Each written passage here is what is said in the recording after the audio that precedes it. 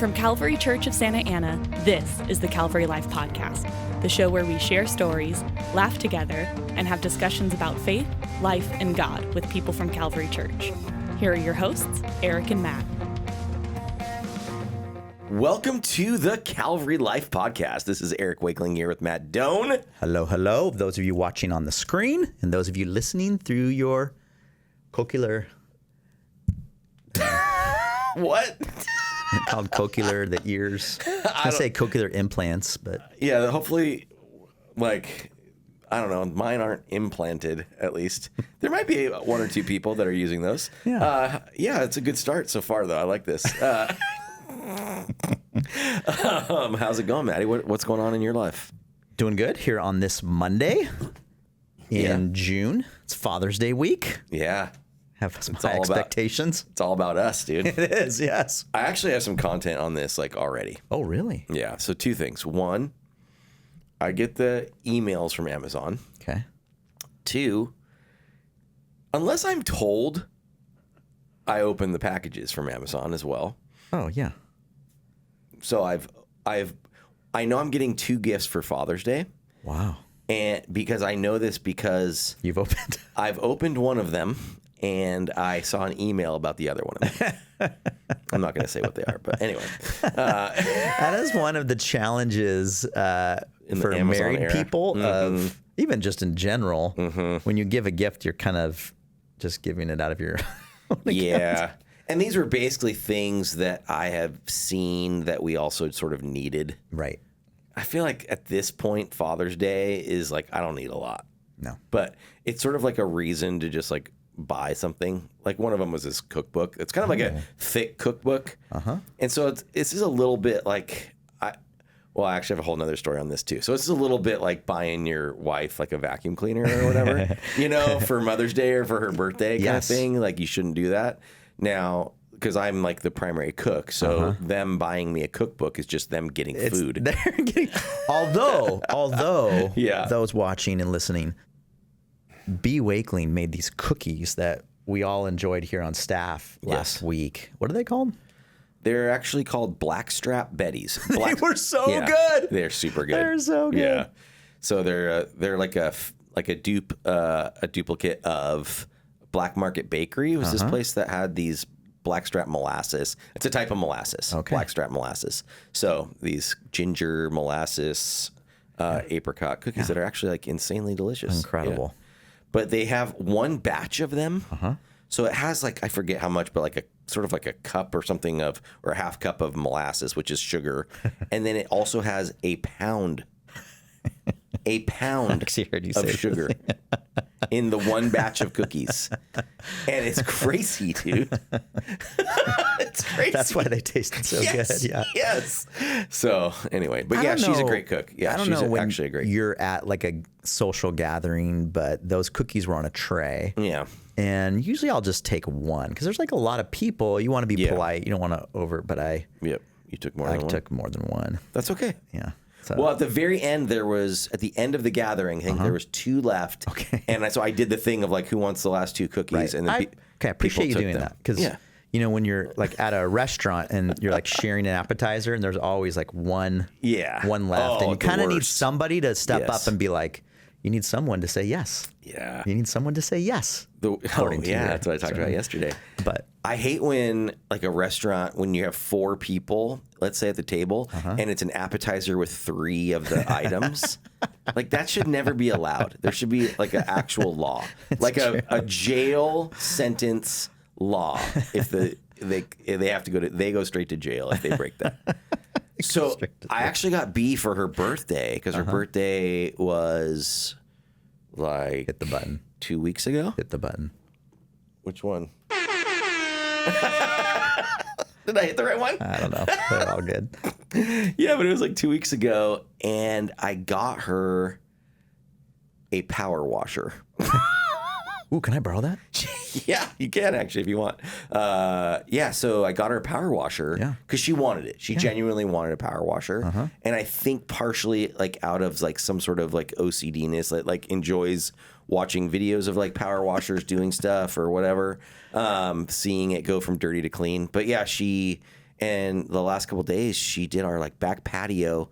So like our patio cover thing, like she did the roof kind of part of it and the ground. Whoa. I know. And she was like loving it, working hard, loving it. And I was just like, all right, money well spent. Yeah.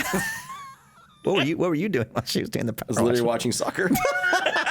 Literally watching soccer. It was amazing. So I thought you guys would like that. Yeah, that's good. But she wanted it. So you already you know one of your gifts then, huh? Yeah, it's all right. It's all right. It's a little bit of a bummer, but it's all right. Yeah, I'll get through it. Yeah, you know, my burden to carry. All right, so we're in mid-June here. Yes. I don't know, what do we got? Like, what other stuff do we have to talk about on a personal level? I didn't have as many. I mean, it's World Cup season. Well, yeah, and you officiated a wedding on Friday. How'd that go? I did officiate a wedding on Friday. It was amazing. It was for kind of like a very Calvary famous Calvary couple. Yeah. So Mark Joy and Joy Bennett got married on Friday. Yeah. Mark plays drums often in church, and Joy often sings during our worship services. And they were married, and now they are Mr. and Mrs. Mark and Joy. Let's go. That's Joy. Pretty cool. Speaking of soccer, it's kind of like in one name. Oh, yeah. That's what she should do. Instead of being Joy, she just goes by Joy. Just by Joy. Dude, I didn't even thought of that till right now. Yeah. I feel like I should text her even though she's on her honeymoon. Probably should. I think she's probably listening to this podcast actually on her honeymoon. Yeah, can you imagine? That'd be so sad. No, but that's amazing. Just go by Joy. Yeah, that's what you got to do. I realize I signed the marriage certificate, and that's not what she chose to change her name to. Oh, yeah. But she is doing Joy, which is so cool. Okay, Inside Baseball is what this podcast is about. Do you stress about the marriage certificate, like filling it out right and turning it in? I probably look more carefully at each little box on that form than I do anything else in my life. 100%. I've had 2 in my ministry life returned. Okay. It's not a good feeling. Because you are attuned to the people. I'm present. You're present with the people. Yes. And then sometimes that meant the boxes of the form, you were not present for them. Was it your fault or not your fault? Yeah. In this case, I had, one wasn't my fault. One was, I had a best man who wrote his name and goes, "Oh, that's not my address." And he crossed it out. I go, no. You can't cross it out. Because there's actually something that says you can't do that on the form. So I tried to turn it in anyway, and they're like, "No, that's not your fault." And then the other one I spilled coffee on. And they rejected it for that? Yeah, this huge coffee stain on it. That's hilarious. Were you just like, where was this afterwards at home? Tell the truth. Tell the truth. It was. So I do a weird thing where I drive the wedding license to the courthouse. Yeah. And then I'll take a photo of it to the couple. Oh. So I was doing that, feeling all proud, and I had a cup of coffee with no lid. No lid coffee. So you live this dangerous no lid life. I turned a corner, and it flew off the cup handle and then just poured all over the thing. That's pretty cool that you do that, though. You know what I did? I signed it, and then I gave it to the wedding coordinator, and then I walked away. That's actually probably the best thing to do. Yeah, exactly. I think the coordinator knows what to do with it better than we do. I know. That's why I'm just like, well, my job here is done. Yes. But yeah, that was fun wedding. Yeah, super fun. Cool. Yeah, it was great. It was really hot, though, outside. Where was it? I was getting blasted by the sun right in my face the whole service, the whole ceremony. And when you're doing wedding, you got to be like, you just gotta take it. Yeah. Of course. That's not a comment you want to make. No. But it was kind of like where it's like dripping down my face, down my cheeks. Yeah. And the couple's like getting to face me, so they're facing away from the sun, which is good. You want them to. But it was there was like no choice. It's just like where it is where it is. Yeah. But it was at the Women's Club in Orange, which is one of my favorite. That's a great venues. Place. It is. I think it's like relatively affordable for like what it is too. Like it's pretty nice. Like, it's so simple. Yeah. Like, it's everything you just want it to be simple. Like, a place to have the ceremony, place to have the reception. Right. We don't need a lot of, like, frills. Yeah. But it's nice at the same time. Yeah. And it's surprisingly quiet, even though it's, like, kind of in the middle of the fire city. station. Yeah, I know, and the city hall Yeah. and stuff like that. But, yeah, I like that. The Women's Club in Orange. It's got that kind of classic sort of 60s feel. Yeah. So, I like that. Yeah, so it was good. That was fun. Yeah, I've been watching a lot of soccer. Have you? I think, as well, or some. have, yeah. Okay, yeah. So World Cup season, best ever. Love World Cup season. Saturday was kind of like, I feel like I was like trapped in a void. Like I got to where I was watching so much sports on Saturday because you also had the NBA finals. I know this feeling. Yeah. And I kind of was like, I think I've wasted my life. Like I've just lost all I know. like semblance of motivation. Exactly. Watched like 3 of the 4 soccer games plus the NBA finals. And I was just kind of like, whoa. Oh, that's good. I don't know if that was like a good choice or not. It's a life choice that I made. So that was kind of crazy. But you're done with like, are you kind of done with all the, I don't know, birthdays and... You would think so, but well, so my daughter and my son and my youngest son all graduated from schools, so they've all had their friends have graduation parties too. Okay. So that's still kind of going. The Orange schools just graduated last Thursday. That's true. And so, which back in the day, I think I went to school till July 4th. I know, for real. I feel like it was till like now. It did feel like mid-June was when school got out. So Orange still sticks to that. I appreciate Orange Unified District. Everyone should. Yes. And then we should go back after Labor Day. Yes. This is how I would change the world. 100%. Okay. No offense to our wonderful, awesome school here. Well, no, I think this school just kind of followed what the rest of the schools they're just kind of trying to match with other people's. Yeah, so it's not hard for parents and stuff. Right. Yeah. But yeah, I went to a graduation party on Thursday, and then Friday went to a 50th anniversary party, which was fun. And then I did have a hard thing. My 94-year-old aunt passed away on Saturday. So she was amazing. Her name was Shirley Nelson. Nice. I called her Aunt Shirley, and that's my aunt. But she was like a grandma to me. So when I came down here to go to Biola from Northern California, she lived in Downey. Okay. And she would pick me up. I didn't have a car. She'd pick me up, take me to church on Sundays, and then we'd go to Sizzler. That's epic, or actually. like Knott's Berry Farm chicken, like kind of old people The places. old fried chicken place? That's so epic, or too. if we were really feeling it, we'd go step it up to Olive Garden. That was the step up? Dude, I feel like the Knott's Berry Farm place it was like her and I. Like it was really sweet. And so she just had a pivotal role in my life. And so she'd been sick the last few months, so it wasn't a shock to us, but it was also like, oof. Sad, yeah. Even at 94. 94, it's life like death well still lived, feels but- intruding. Yeah, for sure. So I spent a lot of time talked to my cousins this weekend about that. And then we had a birthday party for another side of my family, Marie's side. We played some serious soccer. It got kind of real. Have you ever been at like a family event and you're like, let's do like a little fun activity together, and then all of a sudden it starts getting competitive. Yeah, I like that. That was kind of fun. And then yesterday after church, you didn't even ask me about my weekend. I'm just kind of telling you all these things. No, I did. Oh, okay.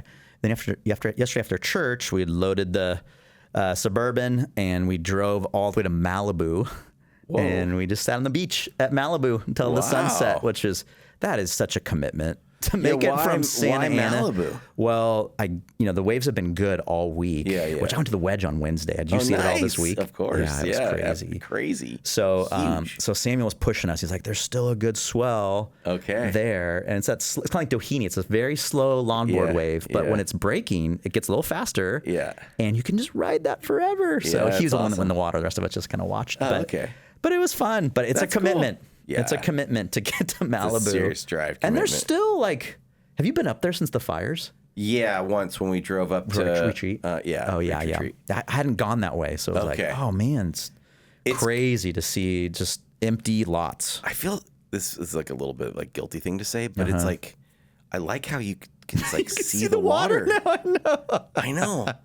You're kind of like, can we just not build these houses again? I know. I mean, I don't feel like I'm being mean to like people in need. These are like mega millionaires' homes. Yeah, for sure. You know? Can they just give up those spots? We'll give them something else. Make it a national park or something. Yeah, you know? for sure. Yeah. Anyway, but it is kind of crazy because you're used to just looking at garages, but like then now you see like the actual you can see the beach whole and the bay. water. Yeah, it's wild. That's kind of fun though. That's cool. Yeah, it was a good way to end our Sunday. Yeah, very good.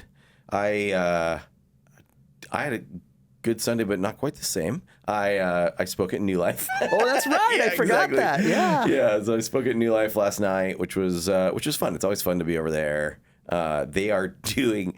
What's funny is they're doing Luke. Yeah. You know, and so Hempel's like, hey, I'm in Luke 6:43 or whatever. I'm like, I got that one. Nice. Yeah, exactly. So it was good. So how did it go for you? Because I think I was telling you yesterday morning. Oh yeah.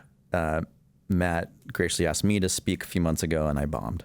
It was like one of my worst sermons in a long time. How do we both want to get real about this stuff? Yeah. Okay. So sometimes us pastors, if we're asked to speak somewhere other than our main congregation, we will want to use an old talk that we've written. Best of. Yeah, best of kind of stuff. Yeah. And sometimes that is best of. Like last night, he said he was doing Luke 6:43 to 45, and that was just like, I had a sermon on that. It wasn't necessarily my best sermon ever. Sure. It was fine. It was like the good trees make good fruit, bad trees make bad fruit, like Jesus says. So it's fine. It was good. So good. But like sometimes we don't necessarily practice or prepare quite as much. We think we're more prepared than we are. Whoa. No, that's we? Well, I would say yes, we. And I'm joining you. Now you tell your story. But I did feel not quite as connected to my content as I probably should have. But I did like go over it and practice like a little bit. But but not quite the same as I would for here. Yeah. I just need to call Matt and be like, hey, give me another chance, man. Yeah. It was like one of those talks where you're just like, you're kind of you're disassociated from it. And you can tell the people's faces are. And then afterwards, Marie was there. I was like, Marie, did that go as bad as I thought it did? And she's like, yeah. Okay, so I had something happen to me last night where the talk went fine, it went good. Like I had this kind of like really good, like emotional like moment near the end. So it kind of drew me in. So it felt like, okay, I was like doing good because I sometimes feel like I don't do a good job there either. Yeah. And then I was praying, I was doing this closing prayer. And as I was praying, it was very like serious. I don't know. It's really embarrassing. I don't know how, but I'm going to try and replicate this noise that my mouth made on accident. Like went like a like you sucked in like weird. I sucked in weird and went like that, and I went, oh my gosh, because it's like on a microphone, a soft like serious prayer, and I went like that. That's good. And I was just like, but it wasn't like, because the way I'd prefer to deal with something like that would be to just be like, well, that was weird. Yeah. But it was like too serious, and it was like the transition to worship. It wasn't the time. Yeah. But I was like, oh man. I wonder if we could get I'm that. sitting there during, I don't think, oh, no, don't do that. Please don't do that. Let's see if we.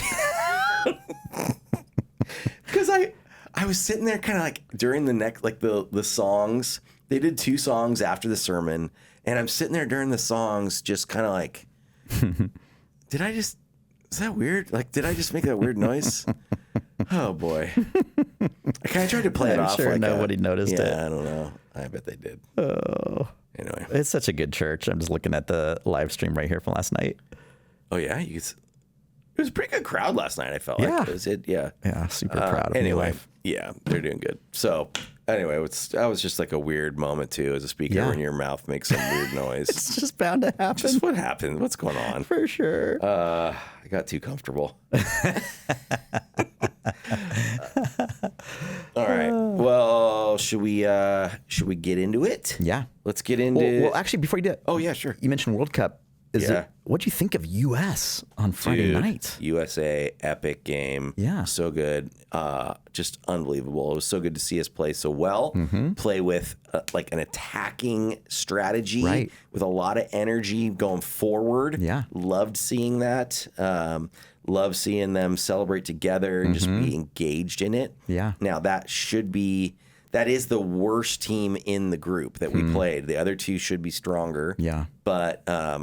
But that's a great start. Yeah. So, yeah, I'm excited. Right. I'm wearing my American Outlaws shirt today. This is the supporters club for the U.S. team. Is there? Now, I know some people will listen to this, and probably by the time they listen to this, like, the World Cup will be over. Oh, I know. Exactly. But is there any way the U.S. could win? Pretty much no. Like, it's not like saying the Angels would win the World Series. Uh-huh. It's better than that. Okay, there's more possibility than that. Yeah, I don't know who's like it's like someone like in the middle of the pack. We're very middle of the pack. Okay. I think we're ranked like 17 in the world or something like that, which is not horrible out of, let's say, 32 teams move into the knockout rounds is 32 teams. So we should make it to the knockout rounds. We very well could make it to the round of 16. Final 16. I mean, we should most likely lose there.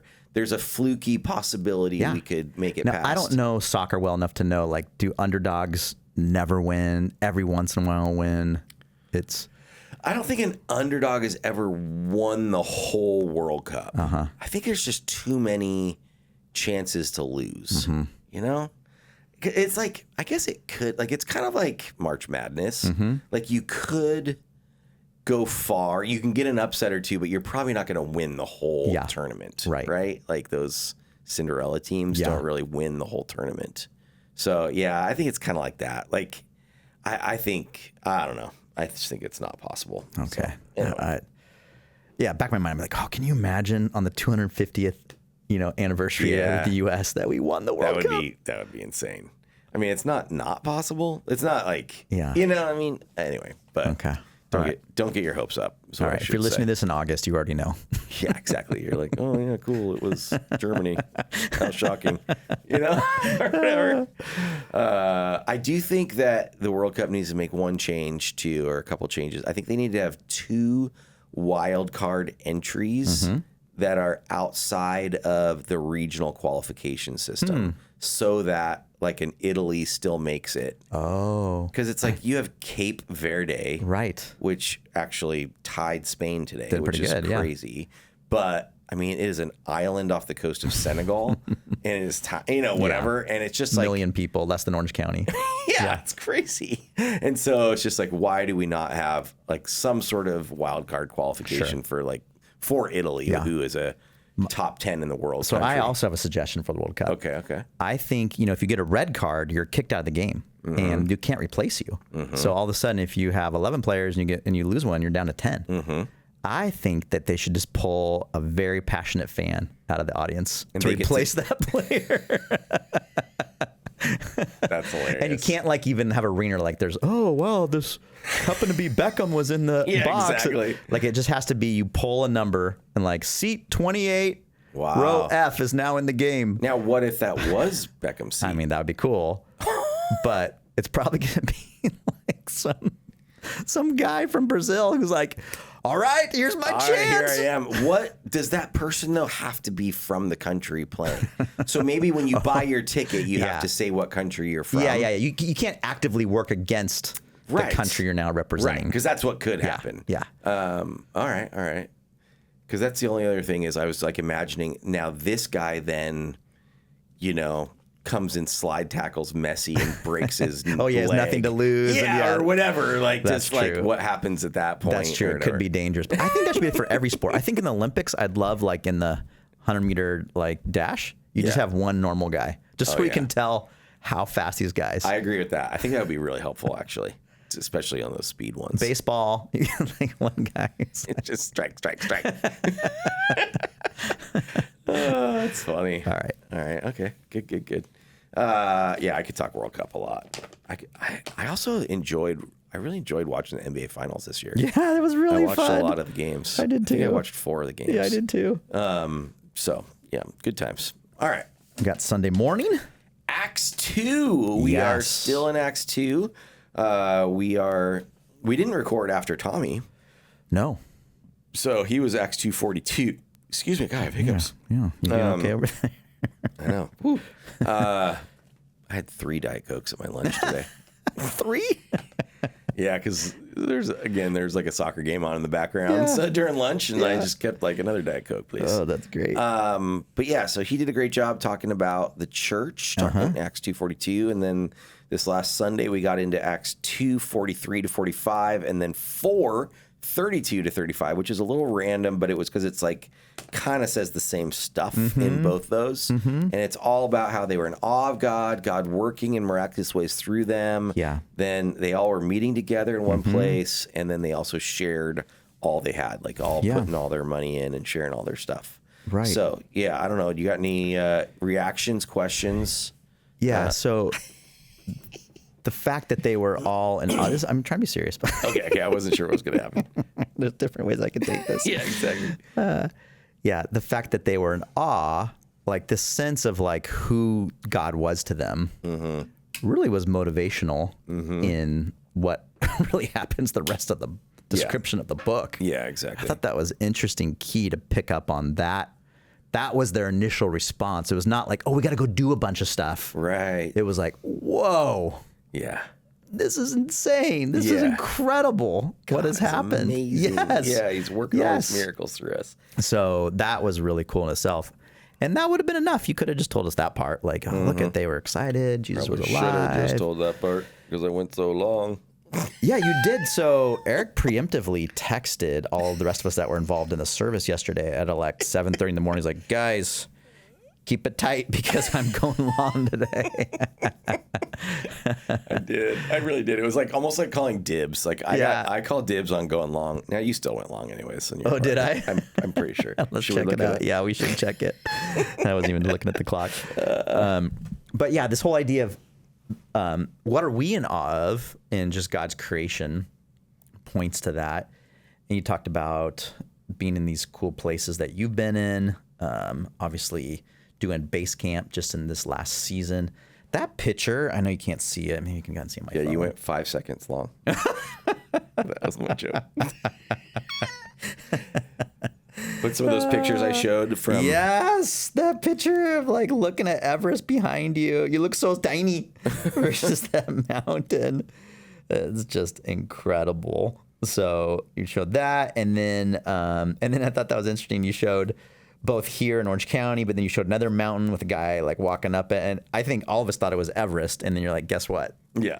This is actually Baldy. Yeah. Baldy, right? Yeah, Baldy, yeah. LA County. Yeah. Literally in LA County. Right. You can get there. And that's one you did when you were training, Yeah, right? yeah. Did you go up that little spot? Like very narrow right there. Yeah, I did do that spot, but not scary. But not in winter. Yeah. It was dirt, but it is a little scary. And like multiple people have died in that spot where that guy is in that picture I showed. Right. So that's kind of crazy. But the picture of winter is so much cooler than the picture in summer. Yeah. It just looks cool. Yeah.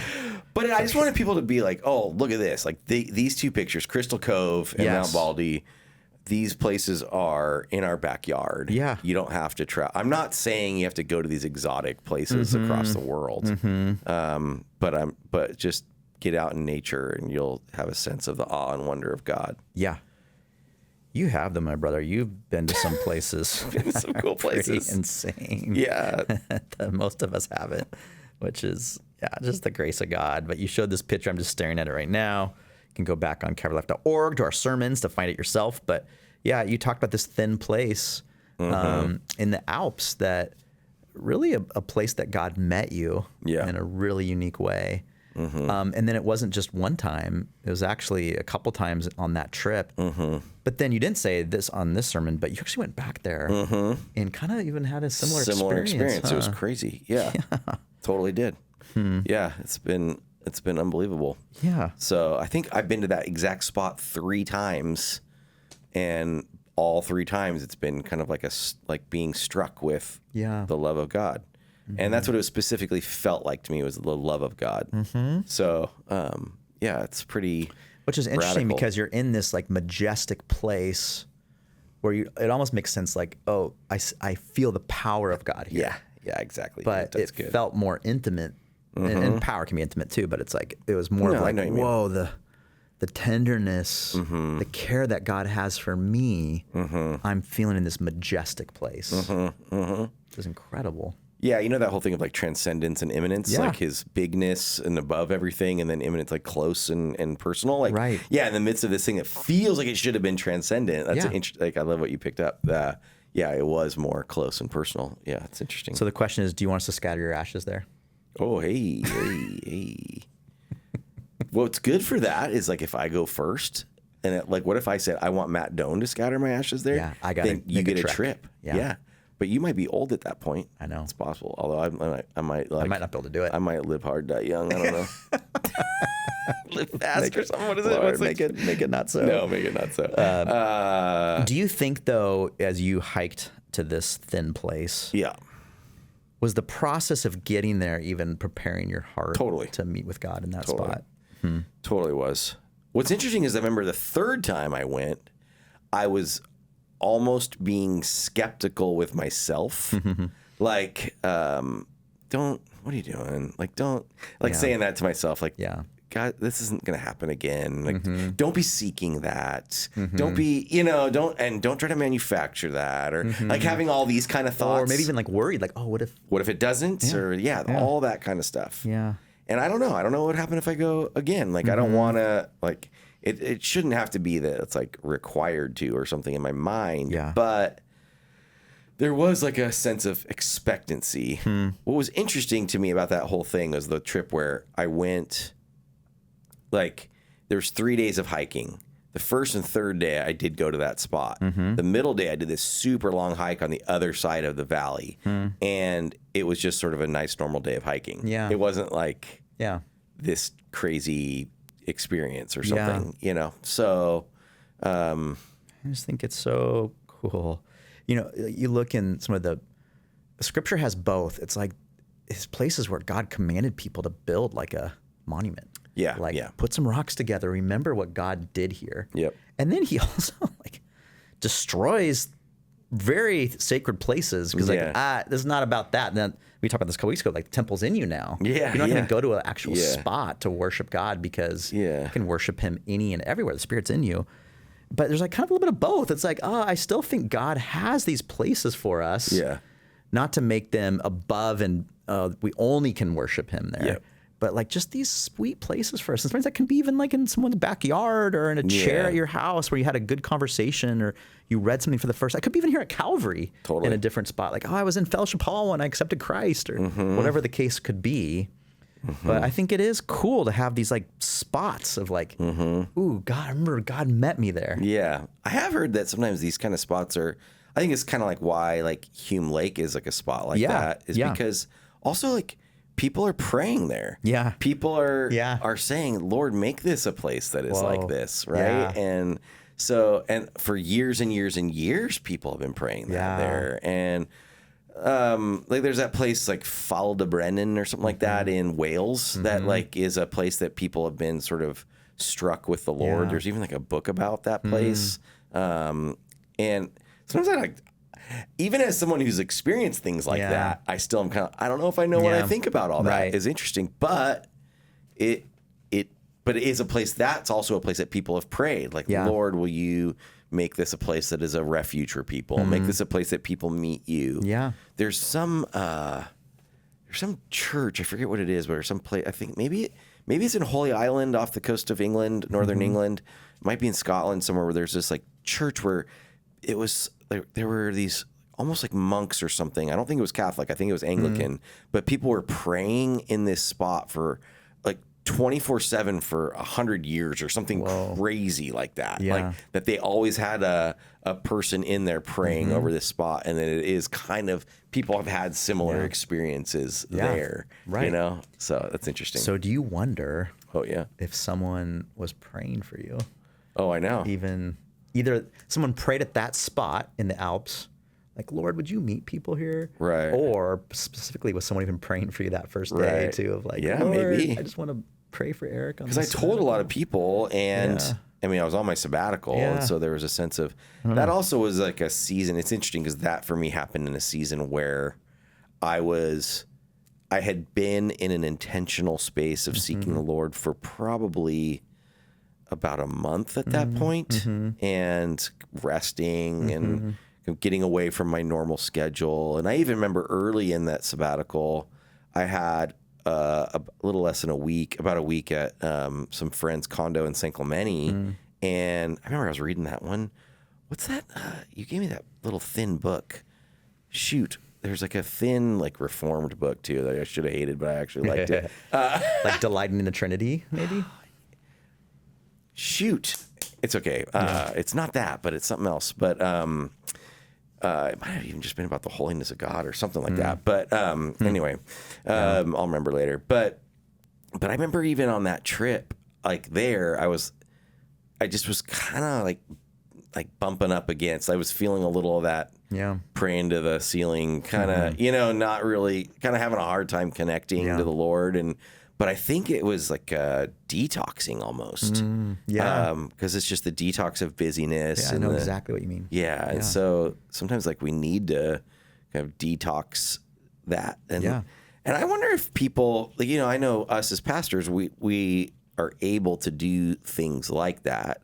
But I do think sometimes people need to consider, maybe I need to use my vacation, not just for my trip to the beach or whatever, but for my soul. Yeah. And I don't know if there's like a way they can think about using some times like that for spiritual connection. I feel like there's two vacation people as adults. There's the person who's like, I'm going to make the most of this and go see everything I can see. Yeah. And then there's the person who's like, I'm going to chill and I'm going to do nothing. Yes. And I feel like both maybe could miss it. Yeah. I'll say that like super humbly because I've been both places. Yeah, totally. Me too. But it's like, oh, what if you could go and just having some intention about meeting with God in some very specific ways. Yeah. Yeah, absolutely. And we'd be happy to help you put some stuff together if you need that. Aaron Holm actually just did. There's a guy in our church that was like, hey, I want to take a half day Saturday and just have like a Sabbath, a retreat. Is there something you could do for me? And she actually designed a personal one for him. And I'm sure she could do that for all 2,000 of us. Totally. I mean, but I bet she would, honestly. Yeah. Yeah. So that's good. I have hiccups again. It's the Diet Cokes, man. Speaking of, so after you slammed the second Diet Coke, you're like, there's a third in me. Yeah. I don't know. I was just sitting there. I do want to bust you a little bit, though. So no, here we go.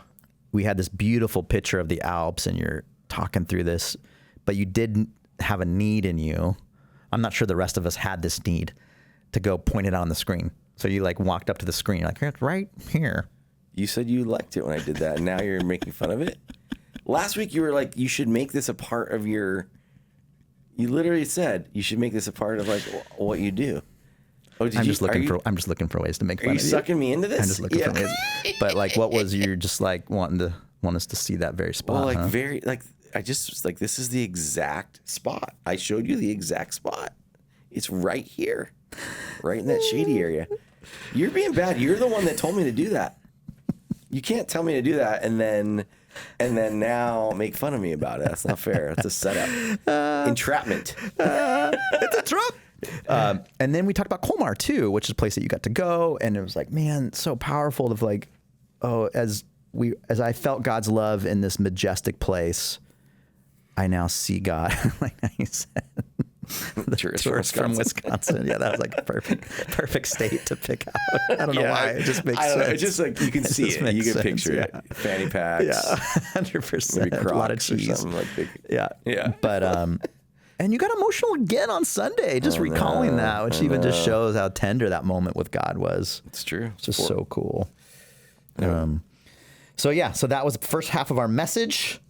And then we went into this idea of, hey, the disciples met together. That was a priority. Yeah. And just talking about community. Yeah. And anything you want to reaffirm for us on that? Well, I just like feel like community is something that requires intention, right? And a lot of us want it. That whole thing of like we want community, but we're not willing to do the work. I quoted your favorite person. That was awesome. I've searched a couple times on just Google for like some Tim Keller stuff. I did it again. I was like, oh no, am I going to use a Tim Keller quote again? And then I was like, is my algorithm going to think, is my Google somehow going to think I'm Matt Doan, like I'm really into Tim Keller? I'd have to have some Oakland A's. Yeah, exactly. No, but yeah, just that thing of it requires this. Well, and like my sermon was about, like I said, like a lot of these are steps of risk, right? And so I know so many people who have made the effort to get into community in some way or to participate in a group of friends or a group of people that are hoping to become a group of friends. Yeah. And it has failed. Yeah. And or somebody hurt them or somebody ignored them or whatever, you know, like however that played out, it didn't play out in the way that they would have hoped for. And then what happens is it's like, okay, I'm out. Like, I don't want to have to feel that again. Yeah. And so just trying to also like, so I'm trying to get people like in that kind of situation to be willing to take another risk. And then B is like this whole thing of sort of being too cool or whatever it is with like, I don't know. I don't want to be that first person to say, yes, I'm in, or I don't want to be the first person to like, I don't, you know, whatever that is. Fear like of commitment. Like fear what of if something else comes up that I want to do instead? Yeah, that's that whole thing we talked about like a while back of the FOBO, the fear of better offer. Yeah. I don't want to say yes because what if I get this better offer? Right. Yeah. And so, I think that's a thing that hurts, especially kind of like Christian church community. Because sometimes like you can kind of place like Christian church community in like a different category from your sort of actual friends. You might have like these are my like real life friends. And then I have these people I know at church. Sure. But I don't sort of live normal life with them. I live some sort of weird like version of a Christian life with them. That's not my normal life, which is probably just a bad way of bifurcating your life in general. Yeah. You know? So I don't know. That's where just talking about that, trying to encourage people, kind of calling out some of the younger people in there on that. Yeah. You get this part, you're like, I didn't get any bullets on that one. I know, exactly. I loved, it was funny today. I was talking to like Tim and Aaron who run our college young adults group. And so they, it was funny. They were like, yes, thank you. Hopefully I'll get some more texts back when I'm talking about an event or whatever, you know? That's good. Right. Yeah, we all love the idea of community. It's actually really hard, but it's worth it. It's totally worth it. And even, the book of Acts, sometimes we idolize the community that they experience. But you read past chapter 2 and 4, there's actually in chapter 5, it pops up, and we're going to get in there, of the community deceiving itself, or members of the community deceiving others. Ooh, yeah. And then you're going to have some splits in the community too. So even in the first century, it wasn't easy. They were figuring a lot of this stuff out too. Right. And it wasn't perfect. No. And it wasn't without horrible mistakes or sin and scary consequences. Yeah. So it's true. Yeah. But, and then you got in this whole idea of like a community that shares or offers ourselves to others. And then I love this. Marie and I were actually having before we fell asleep last night. It's a lot of information. Ooh, nice. But we were talking about like I don't think we've ever heard that explained like that between two worlds, and just this idea that these brand new Christians both they were leaving their Jewish roots. They were still Jewish as far as now they're Messianic Jews, but they're leaving kind of I guess I'd say their family comfort. But on the other side, the Greco-Roman world was full of pagan worship and the whole idea, like that was blowing me away of like, oh, you have like a little cyst on your wrist. You want to go get it figured out? Yeah. We got to go offer a sacrifice to a Greek god before you can go in and get that taken care of. Yeah. So these Christians were really stuck between these two worlds. They had to rely on each other with that. And I thought that was such a, we've kind of understood that, I think, if you've been reading through the Bible for a while, but but to understand just how much tension there was in that culture, I think that was a fresh way to look at it. Yeah. It seems like so hard. Like it would be so hard. You got to figure out like, okay, how are we going to just live? Like because it's not just sort of like a church or something in the sense of the way we think of it as we have this whole way that we can live life outside of the community and then also live inside the community. I mean, they just were their community and then they would kind of go out to tell people about the Lord. You might be kicked out of the guild that you were in as a carpenter. Right. And so now you got to figure something else out. Yeah. And it would go either way, right? Where, so when they start evangelizing to the Gentiles, the Gentiles are having to figure out how to not have their Roman life, but then the Jewish people are likely being rejected by their Jewish community, not just leaving that community, but even being like rejected by it, that community.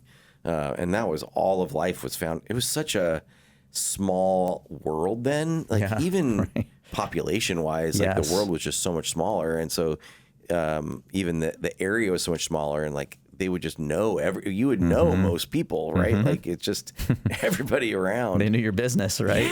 Yeah. So it's pretty interesting. And I love too how the Bible speaks to different people in different cultures, in different even social and economical realms. But there's the wonderful convicting leading of the Spirit and wherever you're at. And so I think there's probably people that read this passage that we went over on Sunday that are in persecuted nations. They're like, oh, I totally get this. Yeah. Like in my culture, if you get baptized, you better be walking to the other side of the river because your family on their side was waiting to beat you up. Yeah. Like that's still happening in 2026. 100%. And so they would identify with the sharing part. I think for us here in Southern California, we're identifying with like, ooh, let's keep our eyes open to those in need. Yeah. Let's make sure we're practicing generosity because it's so easy for us to hoard. So I can see how different cultures would be hit with different things in this passage. But yeah, it was a good wrestling match of like, okay, Lord, he asked us a question at the end. What's a step of risk that you feel like God's calling you to take? And I could have actually spent another like 20 minutes kind of sitting on that because it's like, okay, Lord, I mean, there's a few obvious things like share my faith. Like, I think that's always a risk that I and all of us need to be kind of gently prodded and pushed towards. But I don't know, maybe there's some bigger things too of like, do I need to be more generous with my stuff? Do I need to offer my home more in hospitality? Is there a particular person that even you were mentioning, like discipling people, like that God's leading me into? And so, I mean, I think that's something I want to encourage all of us. If you were there on Sunday or just hearing it today for the first time, like what's a step of risk that you need to kind of just sit with the Lord and have Him kind of reveal to you in this season? What is that step for you? Right. Because that's like, I think these people, like I was talking about the whole like temporary practice, timeless principle kind of thing, or like it's sort of descriptive of how we should live. It's not prescriptive of you should do it exactly this way. Yes. And because it's kind of like the rich young ruler story where he's told to go and sell everything he has and give it to the poor. And like, it's not like every single person on earth Jesus said that to at the time. You know, he was speaking to this guy directly. Now we should learn from that we should have a heart for the poor, not love our money, not be dependent on our money, and be radically generous. Yes. Like we should learn those principles. For sure. And maybe how we would live that out could look different, but we still should share that same principle. And so that's the same thing here, I think, with the sharing all they had. Like we're not really living communally now. And we, in our culture, don't really need to live that kind of way, but we probably do need to live a little more radically generous to each other to make sure our community doesn't have people that are suffering or struggling or in need. Right. They were able to essentially, from their own community, eradicate poverty, like because they handled things from themselves, and that's a big challenge. Totally. You know, that'd be a really big challenge. Yeah. But it's push back on me too if you think I'm punting a little bit here, but I almost wonder too of even looking at other forms of poverty. Man, we're in a culture that is extremely lonely. Yeah. And there's just a poorness of community, of connections, of friendships. What's it look like, even a very small step, to show up here on a Sunday and like, you know what? I'm going to linger. Yeah. I'm just going to look for someone to talk to, to get to know, rather than just racing out to my next thing. I totally agree with that. Yeah. I tried to like, I sort of mentioned it super briefly, but I talked about inviting people into your life is the same as giving away something to them. Yeah. Whether that's time with you or an activity with you or a meal with you, sharing something that you love, like one of your passions with someone, you know, and then that's like eradicating loneliness, hopefully the poverty of loneliness. Right. And because that is an issue of, I think, a form of poverty for us, especially those who don't experience financial poverty could be experiencing that kind of poverty for sure. And so, because I wonder even how many wealthy people don't get invited into something because people maybe almost think like, well, I don't want them to think I like want something from them. And so maybe a lot of people don't give something to them. You know what I mean? Like of these like time sort of related stuff. Yeah. And so sometimes you can kind of like get like, I don't know, like sort of sequestered away from the rest of the world, I would think, from from some of the like wealthy people I've observed, and even a fear of people like wanting to just ask something of you all the time, or a tiredness of that, or whatever. That can be an issue. I think even the point there is that we could observe others in our lives of like, oh, they have all they need. Exactly. Where there could be an area of their life where they're experiencing, I don't want to say extreme poverty, like they're just feeling very poor. And how God open our eyes to be able to see and even meet that need in the way that we can. Yeah. And one thing I didn't really get into that I wish I could have had time to talk about, but that's what the pod's for. But was I think sometimes we can even think that just giving to church or even like paying our taxes is kind of like the generosity that we need to do. Because we think like, there's this whole thing of, has the church or the Christian world sort of abdicated the role of caring for the poverty to the state. And so you pay your taxes and the state cares for the poor, right? And like, so sometimes there's that mindset, or I give my money to the church and the church will do things to care for the poor. Yeah. And we do some things to care for the poor, but that doesn't mean that I've now sort of satisfied my responsibility to personally care about people. Yeah. Because maybe there's a greater step of risk of living life together and caring for the people that I live life with and caring for each other in that way.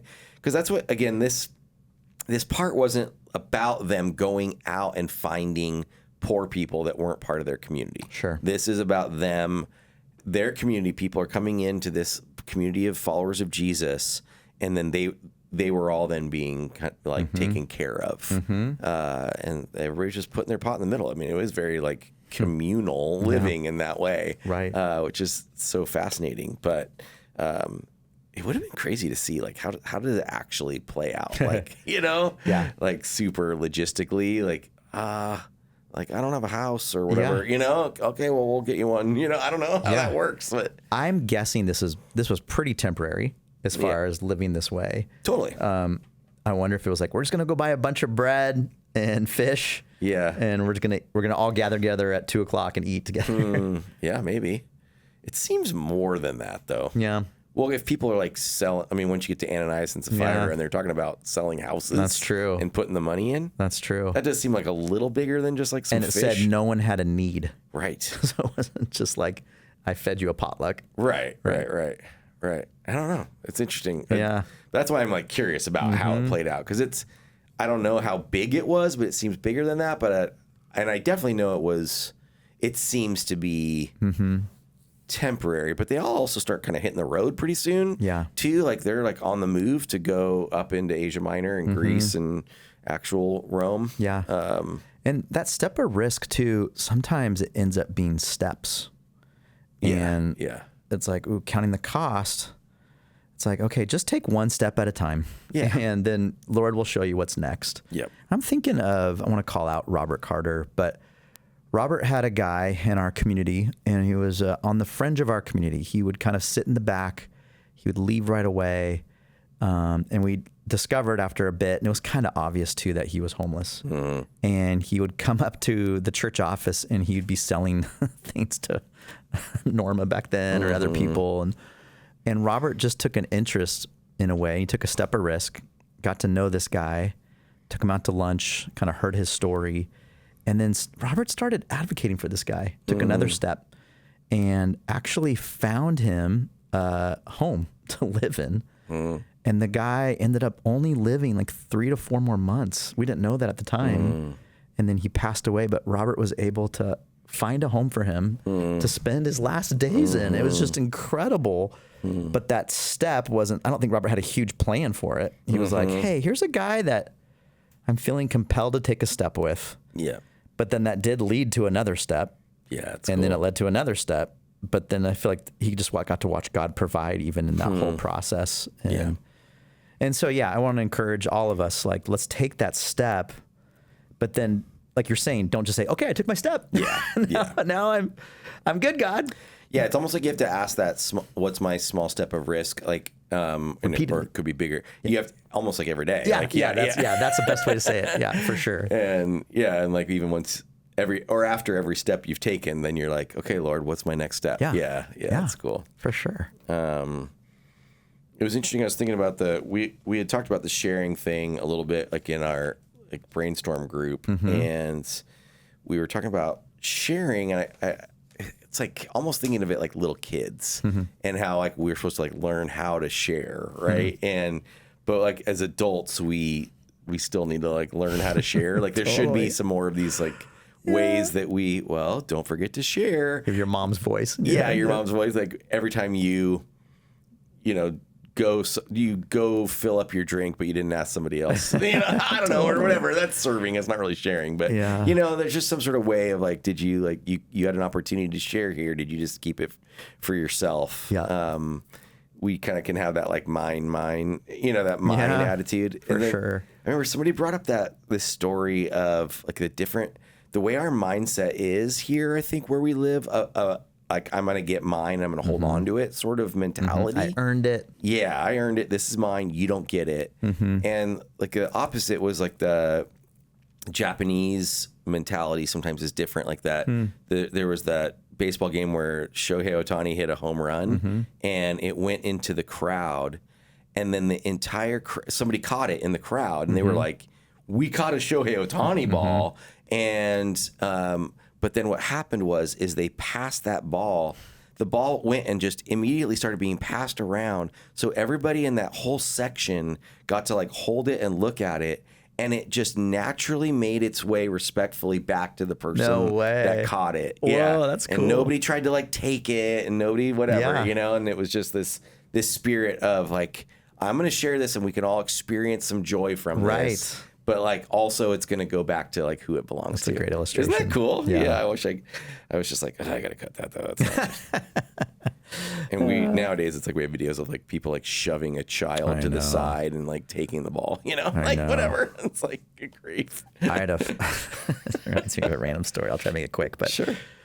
Went to batting practice one time at an Angels game, and I took my nephew and my two sons. Yeah. And this was really embarrassing. The ball was coming right towards me. It was a batting practice home run. We're in left field. And I reach up for it, and I'm about to catch it. And like a teenage girl comes out of nowhere, just catches it right in front of me. You? Oh, man. And so I was like kind of stunned. I was like, well, I didn't even know anyone was going for this. And then it's like a girl too, a little girl. And I'm like, oh, wow. But then I think she felt bad because she's kind of snagged it. And so she's like, here. And she hands my son the ball. Oh, yeah. And he takes it. I'm like, whoa, you got a ball. Good job. And he was like, and then I look over at my nephew. My nephew's like, oh, and he starts crying. No. So I was like, oh no. I was like, all right, give it to your nephew. Okay. And so my son hands it to the nephew, and then he's like, oh, he starts your son crying. Now's crying. And I'm like, oh great, I got one ball. Yeah, exactly. And then the third one just kind of watches the other two. He starts crying. So I got all three crying. I got one baseball. I'm like, what am I gonna do here? That's hilarious. And so I'm like, all right, we have a plan. So everyone gets it one day a week. So you get to hold the baseball today, and then tomorrow we'll. That was last week, actually. I know, because you're just like, because nowadays I'd be like, how come that, just because that kid cries, why does he get it? It's true. If I'm Seth and I'm like not crying, I'm like, got the ball. So it's so funny. Oh man, that's crazy. That's a good though. But everybody gets it for a day. How long did that last? Yeah, about a week. Yeah. And then they were fine. They're like over it. Someone's garage. Anything else from? Have you ever caught a ball? I caught a foul ball, but never a home run. No, I've never caught a home run ball either. Yeah, but like that means you have to be sitting like out in the pavilion or whatever. Yeah, you have to sit in the right place. Yeah, exactly. Yeah. So, I think I've maybe shared how I caught one foul ball once too. It was very exciting. It's in my office. Hit by Milton Bradley. Oh, nice. Can't have a game without him, right? Or whatever it is. All right. Let's see. So then, we talked about just. It's cool how like then God blessed them. Yeah, they testified at the resurrection of Jesus, and God was blessing them. Yeah, but they were going for it. This whole thing of trying to live a life that requires dependence. Yeah, like that's another thing that I'd love for just to continue to see our church. That up. Yeah, step into like how do we actually live that kind of life that requires the power of the Holy Spirit? Yeah, and isn't just easy. But we're praying for God to do big things. And then we're saying, Lord, like, how do you want me to like have a role in this? Yeah. And then allow God to like lead you and speak to you in that. I read something recently. I'd love to hear your take on this, what you think. And hopefully it's not too shame-inducing, but someone said the reason that we have a hard time sharing Christ with other people is because our lives don't look much different. So there's no reason for them to even ask, what's the hope you have? To be a witness, you have to testify of something. Yeah. Right? Yeah. But I wonder if as part of it's just our lives don't look different because we're just not in a dependent state. Yeah, exactly. And hopefully we can sort of like have this ability to step back and recognize how we are forgiven and how we are washed clean and really resonate with that. It's not out of shame. There's this passage that I read last night because I was talking at New Life about this good trees. Mm-hmm. Good fruit comes from good trees, bad fruit comes from bad trees, and then he talks about the good fruit comes from the treasury of a good heart, and then really getting into how. But it is God who has made our heart good, right? Not just us. And then I'm really hoping I can actually find this. Oh yeah. And then I read this passage that just struck me afresh in Hebrews 10, and I think it kind of plays into this. It says, "The Holy Spirit also testifies that this is so, for he says, 'This is the new covenant I will make with my people on that day,' says the Lord. I will put my laws in their hearts, and I will write them on their minds." So it's not about us now having to obey all these laws, but now the laws in our hearts and the Holy Spirit's within us. And it says, then he says, "I will never again remember their sins and lawless deeds." I will never again remember them. For God to, we know this whole thing of forgive and forget or whatever, but that's a radical notion. Yeah, it is. And so to step back and recognize with awe that God says, "I will never again remember their sins and lawless deeds. And when sins have been forgiven, there is no need to offer any more sacrifices." That's the Bible, folks. 100%. That's the good news. That's the gospel. And it just, I don't know, just hit me afresh of that whole notion of, yes, we need to recognize, I know I've talked about this before, but yes, we need to admit and recognize we are sinners. But then when we have turned to God and he has forgiven us, he's the one that says, "I will remember your sins no more." Yeah. And he's removed them from you and has forgotten them. So let's not keep remembering them and beating ourselves up, but let's recognize how we've been clothed in righteousness by a holy God. And that's what you're a witness to. That's what you testify to. Yeah. And I pray that then that would result in your life looking different. But the gospel isn't your life looking different. The gospel isn't becoming a better tree. The gospel is God giving you a new heart, right? Yeah. So anyway, that's my little rant. Yeah, I love it. And that new heart is one that's led in dependence. Yeah, exactly. All right, that's good enough. Let's do some emails. We got, look at that. You can see the bold there. Sweet. On my screen. Way to go, people. Yeah. There you go. See that? If you're watching, you probably can't see that. I don't know if you can see that close, but maybe you can. I could zoom in. Hopefully, that's just... Take a screenshot. Yeah, exactly. You could look at all my tabs I have open. No, we've got 7 emails. Let's go through these. We'll see how we can do this. Some of them are... I sort of glanced at them. They seemed a little hard to answer. Okay. The first, May podcast insights. Okay. May podcast performance. Most popular episode. This is real. It's not Greg. This is real. Okay. Most popular episode, Axe and Everest. Okay, so talking about Everest was our most popular episode. Again, though, popular listening time and day. Oh, no. Wednesdays at 1 a.m. So I had someone come up to me last week and said they couldn't sleep and they were listening to the podcast at that time. See, that's terrible. People, come on.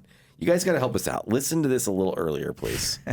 All right, so that's enough of that. All right, from Ben Hopkins, Dr. Ben. Yep. Hey, Eric, or subject line, graduation season. Hey, Eric and Matt, in light of graduation season coming to an end, what is the most memorable graduation you've been to? Also, what's the most boring graduation you've been to? You can name and shame if you want. He's got more, but let me let's maybe answer these first. Yeah. I hate to give him credit for it, but the whole McDowell one where he just kind of repeated the same thing 3 times or whatever. One sentence. Yeah. Over and over. And then he just walked off stage. Yeah. Josh McDowell speaking at Biola. That was your graduation, right? Right. Yeah. Yeah, that was your graduation. I remember it was B's graduation. Yeah. And B's mom was like mad about it. It was funny. Like she was like, I paid all this money and that's all I get. But again, that's the only one we remember. 100%. That's why it's the best. Most boring? I don't know if I can remember a most boring one. Yeah. Well, I'm not going to call this the most boring, but my son's high school one was 3.5 hours. It was long. You know what saved it though was Dr. Wakeling. She was awesome. I know. I don't know if I have a boring one, but I remember because I went to Cal State Fullerton, got a degree in educational leadership, master's degree from there. And I remember it being really boring. Like you first had to go to this big one outside and then to another room for like your smaller like college. Yeah. And it was just really long and boring. And I feel like I only knew like 2 other people. It wasn't like at Biola where you feel like you know everybody. Right, you have a community. Yeah. So, and then he says, you spoke about B saying the names at graduation, as you just mentioned. What would have happened if she had to say Eric with a K? Would she have thrown up? Yes, she clearly definitely would have thrown up. She would have barfed. Oh, is she passionate about Eric with a K as well?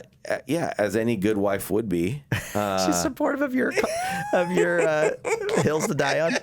Exactly. I don't know. I'd be curious to ask B if the Eric with a K is more of a British understanding of the name. Yeah, I wonder if it's like a harder sound too, like Eric. And then Eric with a C is just, it's nice, it's Eric. clean, it's beautiful. Eric. It's ridiculous. Hope you're both doing well, Dr. Ben. Thanks, Good to hear Ben. from you, Dr. Hope you're Ben. doing well as well. All right. John Horrocks. I think we've shamed some of these people to send emails, right? Yes, I love it. And by the way, you can send emails to podcast@calvarylife.org. We'd love to receive your email. Yes. This one is subject line pastor ... I wonder because didn't we talk about like seeing the dots, like the ellipses? All right. So he says, hi, Pastor Eric and Pastor Matt, or is it Dr. Matt now? How should he refer to you? Yeah. Doesn't need to call me anything. Just said Matt. You need to call him Doctor with no name afterwards. Just only Doctor. Right. Or Pastor with no name afterwards. I'm terrified that someone would call me that and then there'd be like an emergency. Is there a doctor in the house? Actually, I drove in Orange today and there was a lady face down on the sidewalk. Oh, dear. And so I'm like, I gotta stop. So I jumped out. It's like, are you okay? I was like, is this my moment? And I'm gonna be given CPR. And then she was breathing. So I just kind of held her hand. I'm like, okay, I'm gonna call 911. And she was homeless and she was like, I think, wait, where were you again? Batavia. Okay. And yeah, so I just held her hand. I'm like, I'm a pastor. I'm gonna pray with you until someone comes. So I prayed with her. Nice. And then ambulance came and then they got her away. But I was like, that's all I could offer as a doctor. Yeah, there you go. Dang. Doctor of like ministry effectiveness. On sidewalks. Yeah. All right. That's good. That's really that's scary though. All right. So John Ork says, I appreciated you adding a little to the podcast last week. I was running and I was trying a level 2 heart rate run, like a zone 2 run. Apparently my rest days haven't been restful enough since Strava has been lying to me by basing everything off the max heart rate of a 30-year-old. He's much older than that. The pace was exceedingly slow and I've decided level 2 runs are pointless. Okay, interesting. Maybe not that interesting, but interesting. Then he says, Pastor Eric, not sure if your knee is better. Oh, I can give a full knee update. Yeah. But I have found it is much cheaper than a doctor's visit to put Advil in a Tic Tac container and take them just as frequently as you would a breath mint. And then he says, Dr. Hopkins of the possibly better looking, but definitely more foolish younger generation may disagree, but how many marathons has he completed? So Horrocks is popping Tylenol as he's running? Yeah, Advil, not Tylenol. Advil? Yeah, he's maybe not while running, but I think just in life because of running. And he calls out Dr. Hopkins is going to disagree, which all that means is he knows that's really terrible probably for you. But he says, disclaimer, the author of this email is not a doctor, a scientist, or a responsible adult. This advice is entirely fictional. Do not attempt. If symptoms persist, please consult a real doctor, not an email or Dr. Matt. That's good. That's good. Switching topics. Oh, wait. No, by the way, I should say my knee is doing much better. Huh. I am doing my strengthening my knee exercises. I've been icing. Currently, I have to do this thing for like a couple weeks straight every day, where I ice it every day for 20 minutes. I take this kind of like strong dose of an Advil-like drug, anti-inflammatory, and then I also have to rub my knee with like arthritis cream. And they said like we only see a slight bit of arthritis in there, but it is beginning, and I'm like, oh dear Lord. But it's just patellar tendonitis. I think I already said that. But anyway, so I also. But you're feeling encouraged. I'm wearing a patellar tendonitis band, one of those band things. Yeah, but feeling encouraged. I've been running. And no pickleball? I'm waiting on pickleball until I get it a little stronger. Okay. So I want to strengthen it up. Then lateral movement will come later. That's good. So, yeah. Switching topics from John Horrocks, I would very much like Pastor Triathlon and Dr. Dodger to lay off Pastor Tim's running illustrations. He's in good company. The Apostle Paul spoke often of running and racing. I don't have the Bible memorized, but I can't recall any mentions of surfing, cycling, or baseball. Best, he calls himself PK John, Pastor Kid. Oh, that's good. Yeah, that's true. Touche. It actually is. I have nothing to argue against that the Bible mentions more racing illustrations than any other thing. Yeah, but if Tim's kid played volleyball, he'd be given volleyball illustrations. It got Tim to listen to the podcast. I know. He texted us personally with feeling noticed, let's say. All right. Okay, this is from the big guns. At least he's got 2 more weeks as the big gun. This is from Rick Kavecki, chairman of the Elder Board. Yes. So, man, we got to answer this one pretty well, right? Okay. Or else our jobs are on the line. Luke 18:8 is the subject line. Matt and Eric, by now, you guys are probably 2 of the most knowledgeable individuals on the Gospel of Luke. You mean in this room? Yeah, we sure are. So I know I will get a satisfying answer to my question. No pressure here. At the end of the parable of the persistent widow, Jesus asks an interesting question that does not seem to involve the parable, nor does it seem to pertain to the next parable, the parable of the Pharisee and the tax collector. The question Jesus asked at the last part of Luke 18:8 is this, quote, "But when the Son of Man returns, how many will he find on earth who will have faith?" This question intrigues me. Besides being a great question and challenge, it seems to come out of left field with little correlation to the passage. What are your thoughts on this? By the way, I tried to listen to the sermon online, but my technical prowess is limited, and I could only get back to Luke 19 because that was like 5 years ago. Right. Thanks for all that you both do for Calvary. Rick. Thank you, Rick. I do know, speaking of the technical prowess, I do know that, yes, your technical prowess is low because I did just recently listen to one on Luke 6 because I was wanting to hear what I said last time. But here was the trick. I found it on YouTube, not on the Calvary website. And I searched underneath our Calvary channel. I searched and was able to find it that way. So that could be a thing that you could do. But let's get into Luke 18:8. Do you have any thoughts? I have thoughts. I've just pulled it up. So it's the parable of the persistent widow. So Jesus gathers his disciples. He tells the story that there was a judge who neither feared God nor man. And there was a widow in town, kept coming to him saying, "Please grant me justice against my enemy." And he refused, but she kept coming to him. And then finally he's like, okay, I'll give you what you want. And then Jesus then says, "Listen what the unjust judge says, and will not God bring about justice for his chosen ones who cry out to him day and night? Will he keep putting them off? I tell you, he will see that they get justice and quickly. However, when the Son of Man comes, will he find faith on earth?" So Rick's kind of point is like the parable kind of ends in 7 and then 8's this weird little tagline. Yeah. Now, I think that it is connected to the previous parable, like that Matt just told, not the next one, because it's talking about, I think that parable is talking about faith. And it's talking about persistence as a sign of faith. Like, so that kind of crying out, or as he says, like, all these will be crying out, whatever. Like, crying out is faith. Like, so I think he's trying to help us, like, recognize there that that's how we can express our faith is to keep persisting, keep praying, keep going for it. I think this phrase, verse 8.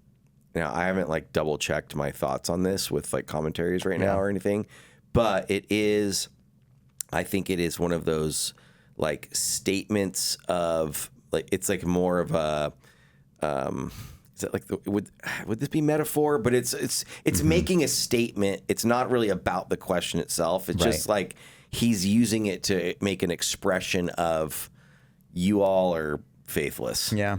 I think he's using it as a burn. Yeah. You know, like in that kind of way to the people that are listening. Well, so Son of Man entitled for the Messiah from Daniel chapter 7 specifically. And so he's saying as the Son of Man comes, in a sense, they're all waiting for the Messiah. So he's saying, you know, when this Messiah you're all waiting for comes, he's going to find any faith. Yeah. And ironically, he is there. He is the Son of Man. Yeah, exactly. So it's like kind of like, as you're saying, it's like this deeper thing. Yeah. Yeah, I think he says it to elicit a little bit of reaction in the disciples and to those maybe that were listening. Honestly, I think the two of us came together and answered that pretty good. For real. All right. Hopefully you feel that way, Rick. We'll see. Enjoy. All right. Next one is going to be from Anonymous. Okay. They've requested it because they said... Must be a hard question. No. It's positive feedback. Oh. But said, just want to let you know that your words to young people yesterday did not fall on deaf ears. Huh. My older daughter got home late Sunday afternoon and told me she'd been at a friend's graduation party. And she said she kind of thought about not going, even though she had said yes in the RSVP. But now none of her friends were going to be there, and she didn't want to be there with just his family. But she considered what you said that morning about being the first to say yes and still show up, and she went anyway. And it turned out that there were a bunch of other people she knew, and she talked with his family and had a great time. Thought you'd like to know there was a 22-year-old out there who hears you and acted on your words. Well, that's cool. I know. Isn't that rad? Yeah. But they're also kind of like, you know, we don't need to know who my kid was doing. Oh, yeah. I understand why it's anonymous. Yeah. Yeah.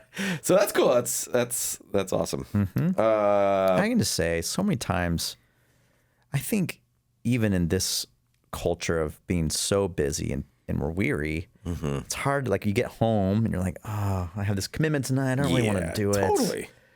But so many times, I think when I have shown up, I've just never regretted it. Yeah. And you could argue, oh, you're an extrovert, so of course you're going to get energy once you're there. Yeah. But I think it's more than that. I think it's when you just show up and are present with people to celebrate or to mourn with them. God just meets you in a really unique way. Yeah, absolutely. I know I had a funny conversation because afterwards with my wife, because, you know, she is like, she kind of like doesn't want to go to events ever or whatever. Would rather just stay home in her comfy clothes and all that kind of stuff. And so she was like, did you like say all that? Like, are you saying that to me? Am I that man? You know, and then I was like, if the Lord's speaking to you, let him speak to you. But then somebody else had said like, yeah, it is actually interesting because it's not saying these commands are to eat together and share meals and be in fellowship and all that kind of stuff. It's not like hey, all you extroverts, this is for you. This is something for everybody. And for some of you, this is going to be harder than it is for other people. And I know for folks like my wife, who's like a lot more introverted, she's like, this is like, it's a lot harder for her than it is for me. I understand. Say. Yeah. So it's interesting, huh? All right. Next email, I got two more. Kevin McMurtry, the brother-in-law, writes in podcast question subject line. It's not that good of a subject line, Ken. I feel like you could do better than that. But he says, what is the cringiest Christian song? He has a nomination. Okay. I don't know if I know this song, actually. He says, I nominate the one from Chris Rice where all the different cartoons sing praise music. Yeah. You know that one? I do. Okay. I don't actually know that. I'm like a pretty Christian culture kid, but I guess maybe it's because I'm old. Well, the backstory on that is Chris Rice was a camp director or worship leader. Yeah. So he wrote these songs for camp and then they kind of got out to the bigger, but yeah, it's very dated and Chris Rice has been canceled too. So. Oh, really? Yeah. Did some bad things. Okay. So, I didn't know that. So Kevin, that's probably a good song to choose. Yeah. Okay. Cringiest Christian song. I'd say anything by Salty. Come at me. I'm going to come at you hard. I love Salty. Salty is wonderful. Yeah, I grew up on Salty. Salty was second-rate entertainment. Oh, Are you more of a Colby guy, or what are you? I actually met last year a girl here at Calvary, and she's like, "This is kind of a weird, but my claim to fame is my uncle wrote Salty." No way, that's amazing. So I apologize if you're listening to this right now, but I would have been after we hang up. I need to find out who this is. I'm starstruck. It was her uncle. It wasn't her. Yeah, Salty was not good entertainment. You know, I know my wife. I think it's she doesn't like that. What's that worship song where it goes, "You're my all, yeah, you're the best," yeah, and like thinks that you're my rich and I love you, Lord. But just that line of you're the best. Yeah. Oh, hey God, you're the best. Yeah. It's popular 90s song. Promise Keepers made it big. Yeah, exactly. I remember sitting next to her. I think we were at Hume Retreat, and she was all mad about that or whatever. It's so funny how different people get like super mad about different songs. Right. You know, have like these things that they don't like. Yeah, for sure. We are a definite subculture that probably can laugh and poke fun at ourselves for lots of things. I don't like that song, and like I've been getting overruled by the worship team and all you guys, but that "Raise a Hallelujah" song. Oh you know, I don't like that song. Raise a hallelujah. Luke, can you dub it in right here? Raise a. I think it's a song that thinks it's like hitting hard. Yeah, and it's kind of like drags. I think it's more musical than it is the words. It's you think the songs? You think the song thinks it's hitting hard, but it's dragging? Like everybody, yeah, it does, because it's like, but it's just like, okay, then we have to like wait 10 minutes for the next line. Oh, that's funny. But then I'm probably gonna get in trouble. I was listening to a song over and over this morning. It was one that the team did yesterday, but it's "Make Way." Yeah, I like that song. The version I found was Life Church Worship, if you want to look it up on Spotify or iTunes. I think that's who wrote it. Okay. But yeah, it's such a good song, just inviting the Holy Spirit into our day. And I thought our team did such a good job leading that yesterday. I listened to it probably 15 times this morning. That's just cool. Over and over again. It's good. So that's the opposite of cringy, at least for me. Yeah. Classic don't answer. Like when he has asked for cringy, he's like, here's the one I like, guys. I gave Salty. Come at me. If you're a huge Salty fan, I'd love to hear your rebuttal. Man, Salty was good. But you didn't go to Christian school, huh? No. But you were raised in Christian culture at church. Yeah, we did a Salty play.